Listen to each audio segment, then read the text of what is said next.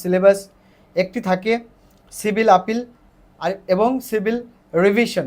Civil appeal এবং civil revision থেকে কিন্তু দুইটা কোশ্চেন আসবে, আপনাকে যে কোনো একটি কোশ্চেনের অ্যান্সার করতে হবে। তো আমি আমার ছাত্রছাত্রীদের বলি যে আপনারা শুধুমাত্র সিভিল আপিলটা ভালো করে পড়েন, কারণ সিভিল আপিলটা আপনি খুব অল্প সময় লিখতে পারবেন এবং গ্রাউন্ডসগুলো প্রায় সিমিলার, কাজে আপনারা এখানে সিভিল আপিলটাকে প্রায়োরিটি বেশি দিবেন।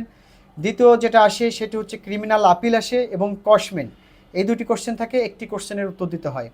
তো আপনারা অবশ্যই ক্রিমিনাল আপিলটা লেখার চেষ্টা করবেন, কারণ এখানে সময় কম লাগে, ফর্মেটিভ এবং কোশ্চেন ধরতে আপনাদের সুবিধা হবে।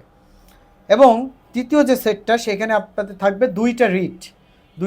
আপনারা যে কোনো একটা রিট খুবই ভালোভাবে পড়বেন, রিটটা বোঝার চেষ্টা করবেন এবং পার্টির নামগুলা সবথেকে রিটে ইম্পর্টেন্স ব্যাপার হচ্ছে যে পার্টির নেম, কাজেই যে রেসপন্ডেন্ট কারা হবে এইগুলা কিন্তু অনেক অনেক স্টাডি করবেন এবং বাসায় বেশি করে পড়বেন, দেখবেন আপনাদের এই সমস্যাগুলো সমাধান হয়ে গেছে।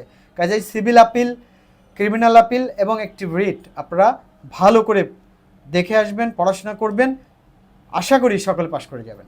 তো সকলের জন্য অনেক অনেক শুভকামনা।